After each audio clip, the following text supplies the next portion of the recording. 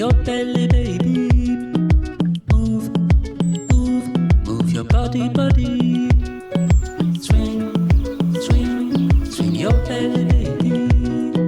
Move, move, move your body, body. Swing, swing, swing your belly, baby. Move, move, move your body, body. Swing, swing. Yeah, so I just got stuck.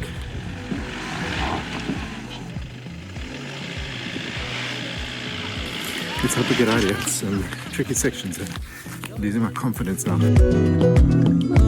So we're here in Namaqua National Park. Sure, for the longest time I've wanted to do a 4x4 trip. I have a vehicle that's kitted with roof tents.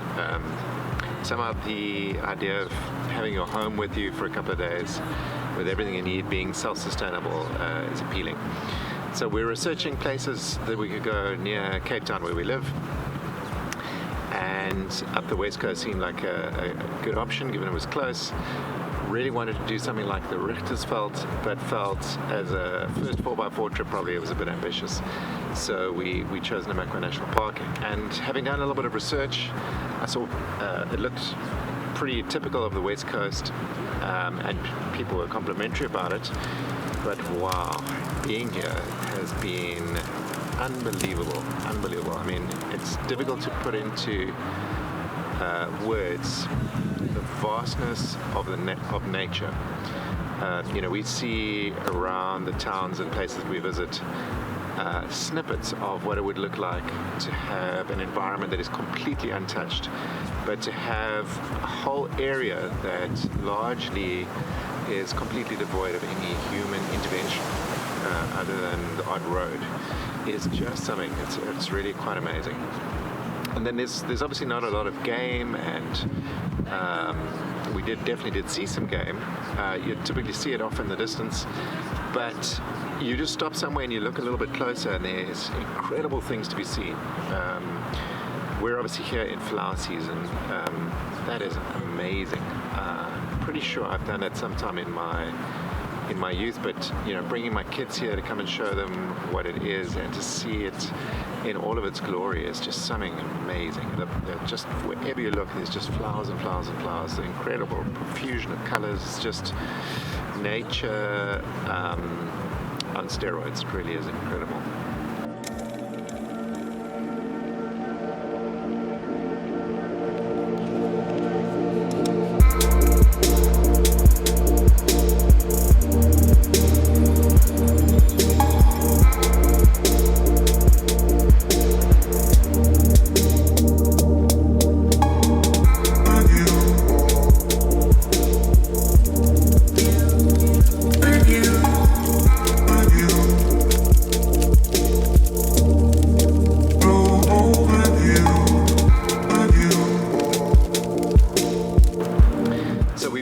Renting a 4x4, given we don't have one, I was originally thinking, I'll try it out and see if it's something that we're going to like as a family, and what it's about in terms of a vehicle and what works and what doesn't work, and then I'll potentially invest in my own vehicle.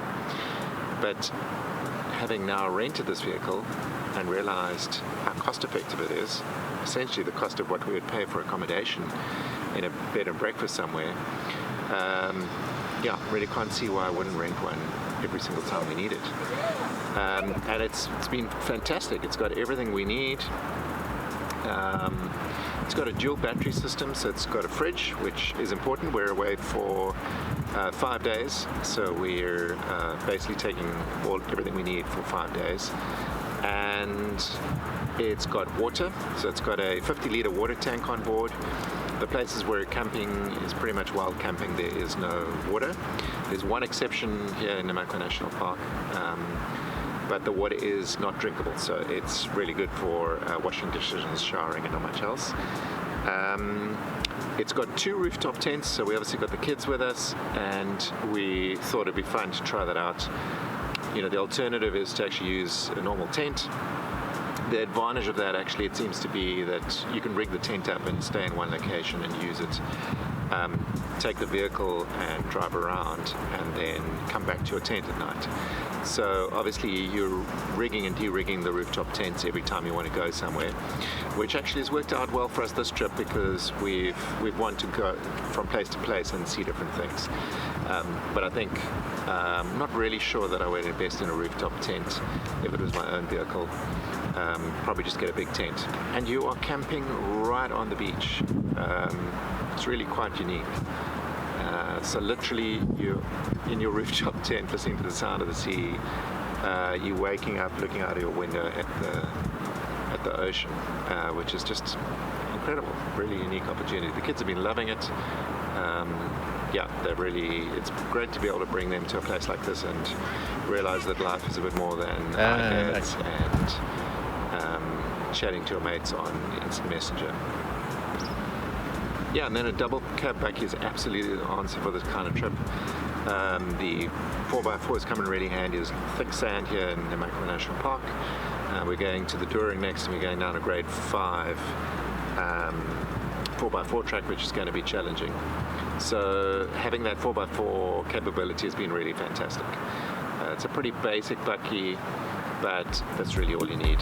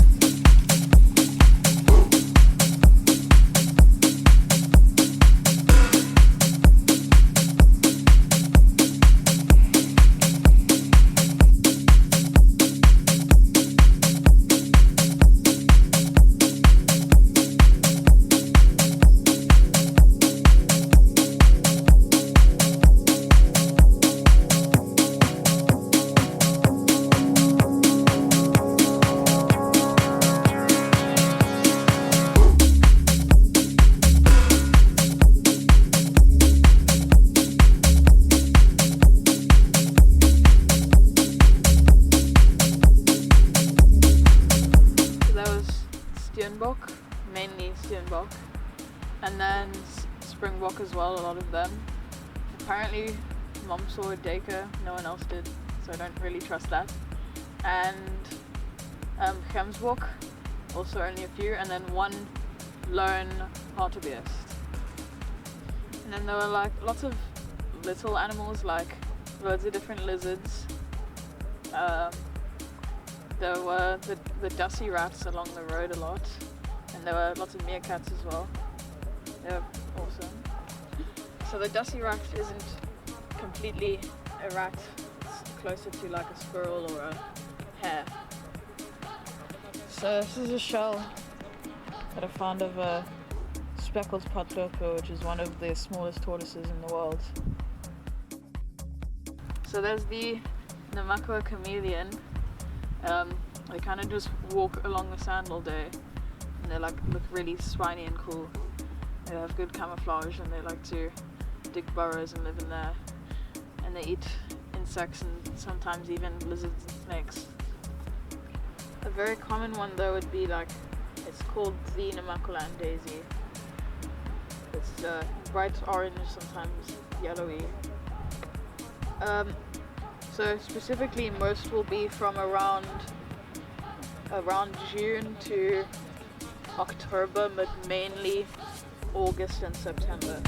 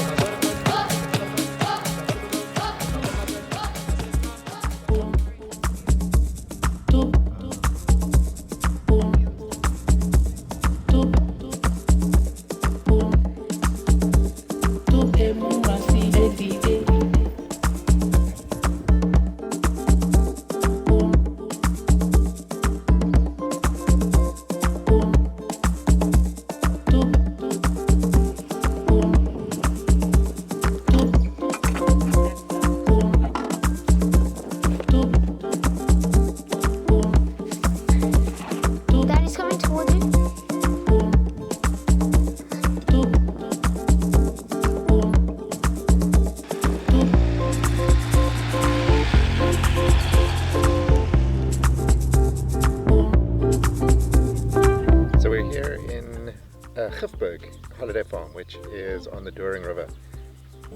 Pretty amazing spot. The entrance involves a pass, the Gifberg Pass, which is about 7 k's, which is just the most spectacular views. And then once you've checked in at the farm, there's a 10k 4x4 route, which is mostly going through fields of rooibos and other, what looks like wheat. We couldn't quite figure it out. Pretty easy until you reach the top of the cliffs coming down into the Doring River. And then it gets interesting. It's a grade 5 track, and it's got kind of 2 fairly challenging sections to it. Speaking as a person who's never done a grade 4-5 4x4 track, but it was awesome, just great.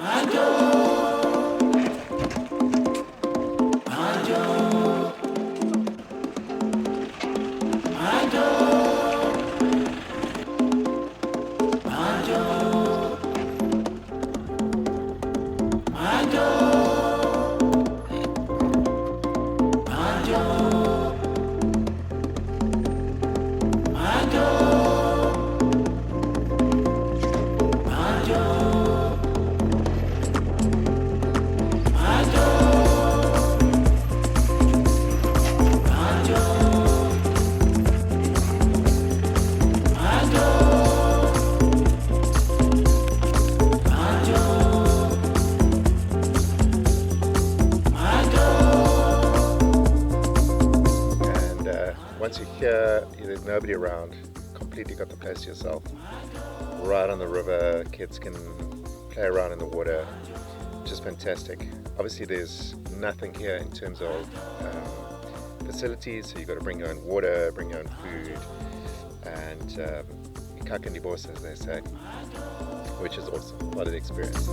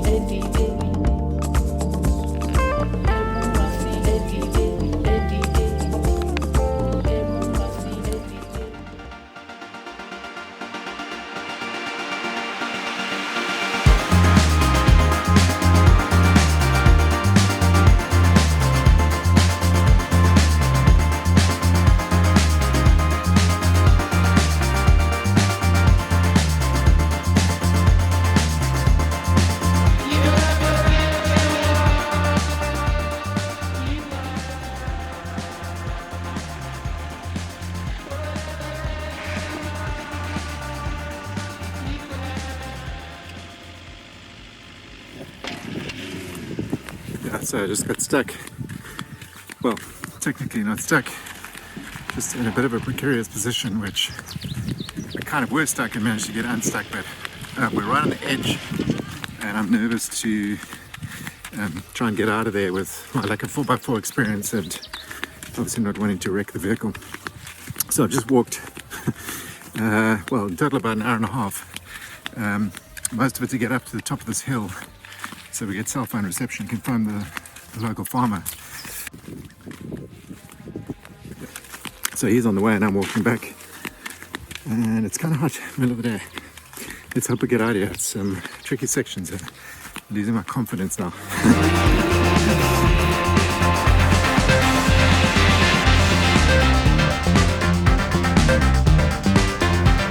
So it's been a bit of a dream come true. I think the last time I was camping is years ago, and it's been awesome. I'll definitely be doing more of this. The kids seem to be enjoying it. My wife not quite as much, but it's been terrific, absolutely awesome. Fun for the whole family.